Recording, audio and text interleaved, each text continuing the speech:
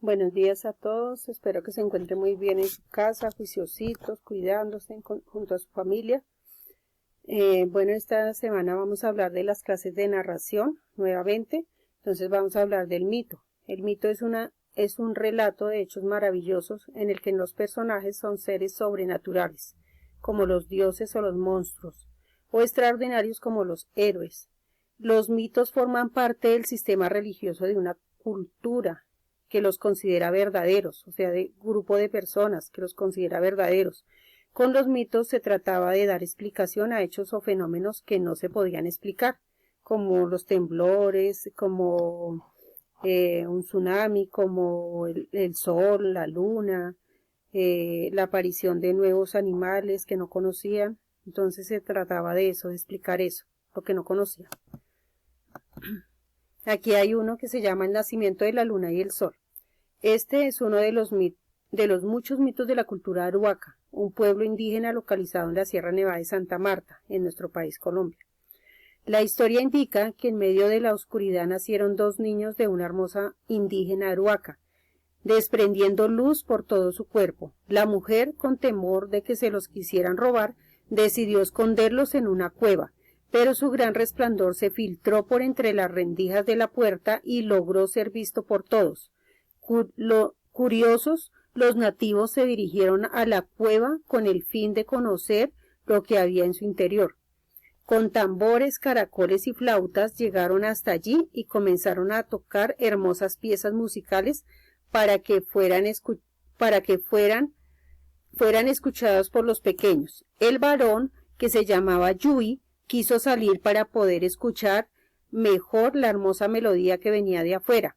Al verlo, los indígenas intentaron atraparlo. Asustado, Yui comenzó a volar y llegó hasta lo alto del cielo, convirtiéndose en el sol. Se dice que quienes lo siguieron con la mirada quedaron paralizados y se convirtieron en piedra. A pesar de lo sucedido, quienes aún permanecían en la entrada de la cueva notaron que la luminosidad en su interior continuaba. Entonces decidieron volver a tocar sus instrumentos de una manera aún más hermosa, logrando así que Tima, la hembra, saliera a escuchar su música. Una vez afuera, los indígenas le arrojaron ceniza a su rostro, lo cual cegó sus ojos. Intentaron capturarla, pero no lo lograron, pues ella también emprendió el vuelo hacia el cielo, situándose muy cerca de Yui. Como su cara había quedado cubierta de ceniza, Tima no volvió a tener el mismo resplandor que su hermano. Fue así como se convirtió en la luna, y sale cada noche para vigilar los verdes prados de quienes una vez quisieron poseerla. Aquí están los dos hermanos, la luna y el sol. Cuento. El cuento es una narración breve, basada en hechos reales o ficticios que se transmiten de generación en generación, o sea, de los padres se los cuentan a los hijos se los cuentan a los nietos y así de generación en generación. Entonces los cuentos pueden ser maravillosos, pueden ser de acción o pueden ser reales y tienen siempre un narrador. Los personajes pueden ser humanos, animales o seres fantásticos y como toda narración siempre tienen un inicio, un nudo y un desenlace. El niño y los clavos, este es un ejemplo. Había un niño que tenía muy mal carácter. Un día su padre le dio una bolsa con clavos y le dijo que cada vez que perdiera la calma, clavase un clavo en la cerca del patio de la casa. El primer día el niño clavó 37 clavos, al día siguiente menos, y así el resto de los días. El pequeño se iba dando cuenta de que era más fácil controlar su genio y su mal carácter que tener que clavar los clavos en la cerca. Finalmente llegó el día en que el niño no perdió la calma ni una sola vez y fue alegre a contárselo a su padre. Había conseguido finalmente controlar su mal temperamento. Su padre, muy contento y satisfecho, le sugirió entonces que por cada día que controlara su carácter sacase un clavo de la cerca. Los días pasaron y cuando el niño terminó de sacar todos los clavos fue a decírselo a su padre. Entonces el padre llevó a su hijo de la mano hasta la cerca y le dijo: «Has trabajado duro para clavar y quitar los clavos de esta cerca, pero fíjate en todos los agujeros que quedaron. Jamás será la misma. Lo que quiero decir es que cuando dices o haces cosas con mal genio, enfado y mal carácter, dejas una cicatriz. como estos agujeros en la cerca. Ya no importa que pidas perdón, la herida siempre estará allí, y una herida física es igual que una herida verbal. Los amigos, así como los padres y toda la familia, son verdaderas joyas a quienes hay que valorar. Ellos te sonríen y te animan a mejorar, te escuchan, comparten una palabra de aliento y siempre tienen su corazón abierto para recibirte. Leyenda. La leyenda es una narración de sucesos fantásticos, pero este relato está basado en hechos o personajes reales, solo que estos personajes son deformados o magnificados por la fantasía o admiración de las personas que la cuentan. Entonces las leyendas dan explicación a fenómenos naturales como el origen de los pueblos, características de las plantas. Las leyendas forman parte de toda la cultura de un pueblo. Entonces aquí hay una leyenda, la del Moán. Cuando cuenta la leyenda que en las montañas y peñascos colombianos existe un gran hombre con abundante cabellera y barba, y ojos grandes y uñas largas. Según la región específica donde se cuenta, el hombre puede tener distintas características y orígenes. Por ejemplo, se cuenta que es un hechicero que al anticipar la llegada de los españoles en el siglo XV, se refugió en las cuevas donde tocaba la guitarra, especialmente en luna llena. De hecho, se le atribuyen muchos de los desastres naturales de la zona, por lo que algunas personas le rinden tributo en señal de paz. Además, el Moán regresaba constantemente a la ciudad. Se cuenta que perseguía a jóvenes y campesinos, por lo que resulta aterrador para algunas personas.